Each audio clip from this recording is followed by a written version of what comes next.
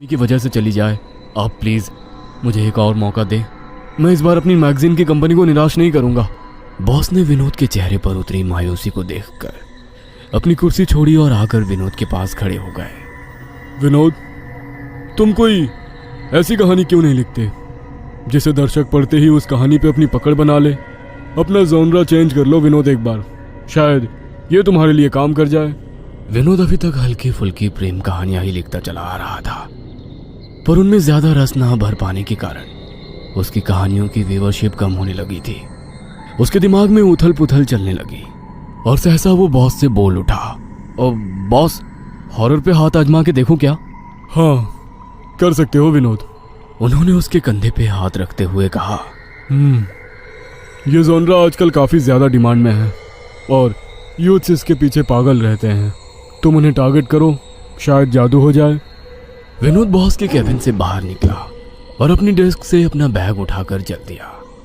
विनोद अब ऑफिस से बाहर निकला तब उसके दिमाग में कहानी को लेकर उलझन चल रही थी। उसने अपने आसपास से लोगों को गुजरते हुए देखा। उस दिन विनोद नहीं, एक कहानीकार, एक लेखक की नजरें अपना जीवन बचाने के लिए लोगों में कहानी ढूंढने का संघर्ष कर रही थी कि तभी विनोद की नजर सामने रेस्टोरेंट में बैठे एक आदमी पर गई। उसकी बेचैनी किसी को भी एहसास करा देने वाली थी कि उसके साथ कुछ ठीक नहीं था। विनोद ने अपने कदम उसकी तरफ बढ़ा दिए। विनोद अंदर रेस्टोरेंट में गया और उस आदमी के बगल में रखी कुर्सी पर बैठकर उसे देखने लगा। थोड़ी देर में विनोद की टेबल पर एक कॉफी आ गई और वो कॉफी पीते पीते उस आदमी की हाव भाव देखने लगा। वो डरा हुआ था। उसके होंठ कुछ ऐसा बुदबुदा रहे थे जो किसी की समझ में नहीं आ रहा था। आसपास बैठे लोग उसे पागल समझकर इग्नोर कर रहे थे कि तभी होटल का मैनेजर वहां पर आया और उस आदमी को वहां से जाने के लिए कहने लगा। यह सुनते ही वो आदमी उठ खड़ा हुआ और डर में कहने लगा, वो यहाँ अंदर नहीं आ सकती, वो 10 लोगों के बीच में नहीं आ सकती, लेकिन अगर उसने मुझे अकेला पा लिया तो वो मुझ पर अपनी शक्ति का प्रहार कर देगी। प्लीज मुझे बाहर मत भेजिए। विनोद ने गौर से उसकी बातों को सुना और वो हैरान होने लगा था। आसपास के लोग उसे पागल ठहराकर उसे होटल से बाहर निकालने की मांग करने लगे। मैनेजर ने उसे बाहर निकालने की कोशिश करी तो धक्का मुक्की में वो विनोद से टकरा गया और उसके हाथ से कॉफी का कप छलककर उसकी शर्ट पर गिर गया, जिससे विनोद एकदम से छटपटा उठा और उसके कानों में उसी आदमी की आवाज आई। वो उसके कानों में फट स्वाह बोलकर बाहर की ओर भागा और बाहर आते ही वो एक कार से टकरा गया, जिससे मौके पर उसकी मौत हो गई। विनोद हक्का बक्का रह गया। विनोद घर आया। शाम घिर आई थी। उसने फ्रिज से ठंडी बोतल निकाली और अंदर कमरे में चला गया। अपनी आराम कुर्सी पर बैठकर पानी पीते पीते वो विचार करने लगा उस आदमी के बारे में और उसमें छुपी हुई कहानी को। कुछ था जो उसके दिमाग में चल रहा था। बीच बीच में उसके कानों में फट स्वाह की आवाज गूंजती और फिर एकदम से उस आदमी के मर जाने का दृश्य विनोद की आंखों के सामने जी उठता। पर वो आदमी ऐसा क्यों बोल रहा था कि वो अकेले में अपनी शक्ति का प्रहार करती है? और वो है कौन? विनोद के लिए वो आदमी अब जरूरी हो चला था, पर उससे भी जरूरी उसके लिए उसकी कहानी थी। विनोद ने बहुत देर सोचा और उसके बाद वो अपनी कहानी लिखने बैठ गया। कुछ खाली कागज उसने अपने टेबल ड्रॉअर से निकाले और लिखना शुरू कर दिया। विनोद लिखता जा रहा था, पन्ने पे पन्ने बदलता जा रहा था कि तभी उसके दिमाग में कुछ आया। शायद वो कुछ जोड़ना चाहता था, इसीलिए उसने पुराना पन्ना निकाला। पर ये क्या? विनोद सन्ना रह गया। जो वो काफी देर से लिख रहा था, अब वो कागज कोरे थे। अरे ये क्या हुआ? मेरा लिखा हुआ कहां चला गया? मेरी सारी मेहनत। विनोद चौंक गया था। उसे कुछ समझ ही नहीं आ रहा था कि इतने में साइड में रखा हुआ उसका फोन बज उठा। कॉल एक अननोन नंबर से थी। विनोद ने कॉल उठाई। हेलो, कौन बोल रहा है? दूसरी तरफ से एक मधुर आवाज आई जो विनोद से कह रही थी, जीवन बदल दूंगी, तेरी हर मनोकामना पूरी कर दूंगी, पहचान लेगा मैं हूं कौन, तो बना दूंगी तेरी पहचान। विनोद ने डर के फोन काट दिया और वो कुर्सी छोड़ के उठ खड़ा हुआ। वो कुछ देर तक अपने फोन को देखता रहा और फिर शांत बैठ गया। बैठे बैठे विनोद की आंख लग गई और जब नींद भारी होने लगी तो विनोद ने बिस्तर पकड़ लिया और सो गया। रात के 2 बज रहे थे। विनोद गहरी नींद में सो रहा था कि तभी एक सपने ने उसे घेर लिया। उसके सपने में एक औरत है जो लगातार रोए जा रही है और किसी के पैरों में पड़ी हुई है।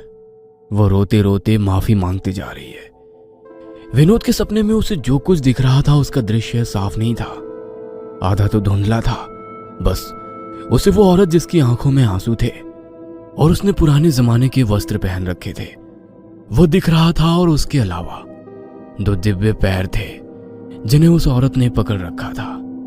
विनोद की आंखें बंद थी पर उसकी पुतलियां लगातार नाच रही थी, मानो वो सब कुछ स्पष्ट देखना चाह रहा हो, पर वो लगातार नाकाम होता चला जा रहा था।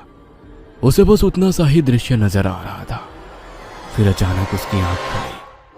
वो उठकर बैठा और भारी सांसें लेने लगा।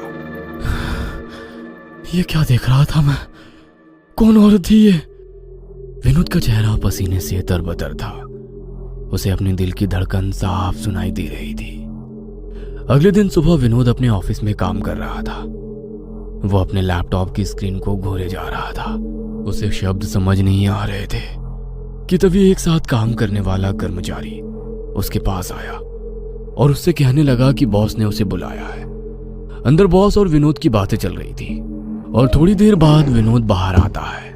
वो अपने डेस्क पर वापस बैठा तो उसे एक झटका सा लगा। उसने अपनी कहानी जहां छोड़ी होती है उसे उसमें से आगे का लिखा मिलता है। कहानी आगे बढ़ गई थी। विनोद हैरान रह जाता है और अपने आसपास नजरें घुमा के देखने लग गया। सब लोग अपने अपने काम में व्यस्त थे कि तभी उस फ्लो में अंधेरा छा जाता है और लोगों के सिस्टम बंद पड़ जाते हैं, जिससे वहां काफी आवाजें उठने लगी थी और फिर एकदम से सब कुछ शांत पड़ जाता है। किसी की कोई आवाज नहीं आ रही होती है। अचानक से एक बीट की आवाज से पूरे फ्लो पर लाल रंग की रोशनी फैल जाती है, जिसमें विनोद अपने आप को अकेला पाता है और बाकी सारे कर्मचारी वहीं बैठे बैठे भूत बन गए थे, जैसे मोम के पुतले होते हैं। विनोद डरा हुआ महसूस करने लग जाता है।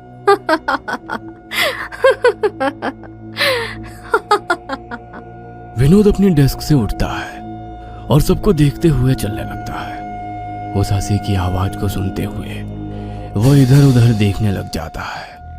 वो औरत अब अकेले विनोद पर अट्टहास भर रही थी, जैसे वो उसे अपने हाथों की कठपुतली बनाना चाहती थी। विनोद डर से कांप गया। उसके हाथ पांव थरथराने लगे थे। उसने एक साथ काम करने वाली लेडी को छूना चाहा, तभी वो औरत अपनी हंसी रोक के तुरंत बोल पड़ी, उसे छूना नहीं वरना पिघल के गिर जाएगी और उसकी मौत का जिम्मेदार तू ठहराया जाएगा। इतना कहकर वो फिर अट्टहास भरी हंसी हंसने लगी और हंसते हंसते बोली, अपना जीवन चलाने के लिए कहानी चाहिए थी ना तुझे? चल मैं देती हूँ तुझे तेरी जिंदगी की आखिरी कहानी।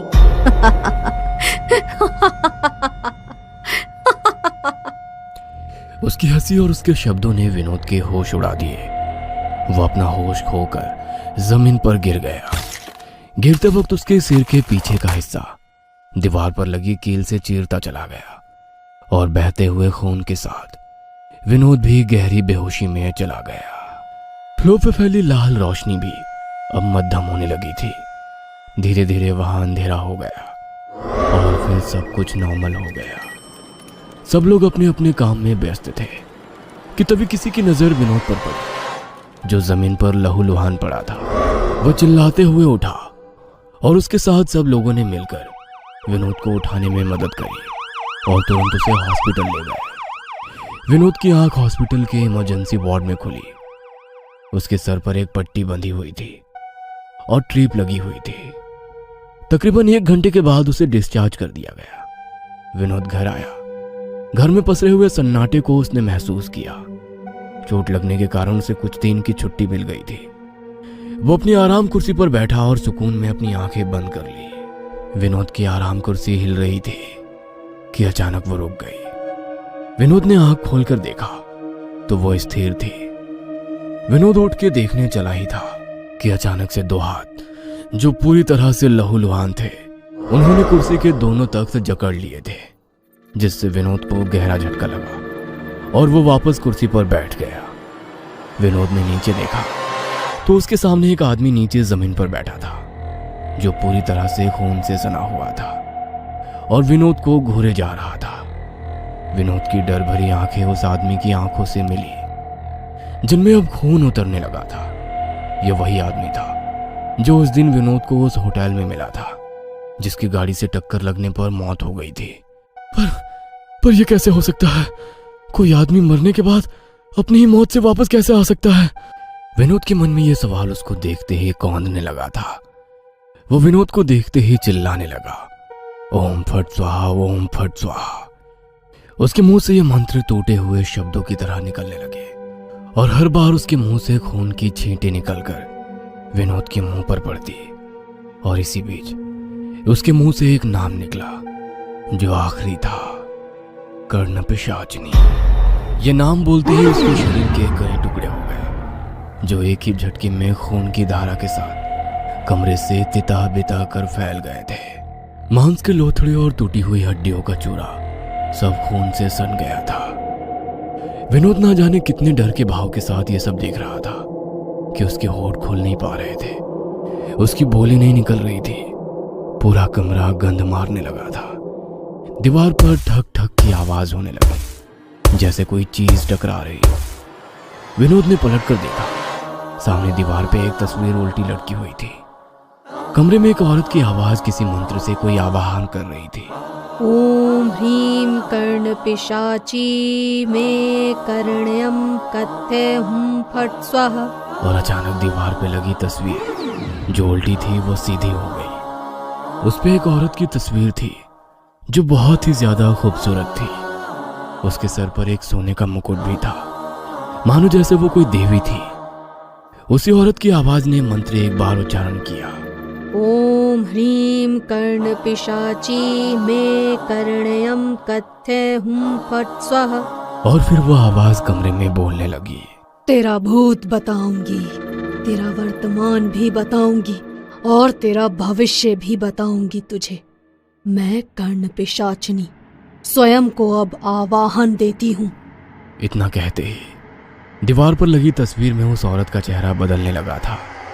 चेहरे के हाव भाव देवी से राक्षसी के बन गए और वो बाहर आ गई। विनोद उसको देखते ही चीख उठा। पूरा कमरा और कमरे में रखी चीजें हिलने लगी थी। और सबसे भयानक था भगवान के फोटो वाले कैलेंडर्स, जो अपने आप पलट गए, मानो भगवान ने भी अपनी आंखें बंद कर ली थी। वो उसके पास आई और बोली, तेरा भूत एक संघर्षित जीवन, तेरा वर्तमान एक संघर्षित जीवन और तेरा भविष्य मेरे हाथों द्वारा तेरी मृत्यु। उसके जबड़े से भयानक नुकीले दांत बाहर आए। उसका पूरा शरीर गाढ़ा नीला पड़ने लगा, आंखें लाल रंग में उतरने लगी। इसके बाद वो विनोद का आहार कर गई। अंधेरा घिर आया था। विनोद के घर की छत से एक काला गहरा धुआं उठा और वो आकाश में कहीं लुप्त हो गया। एक अंधेरी गुफा के अंदर एक छोटी खाई के उस पार एक नौजवान अग्नि के समय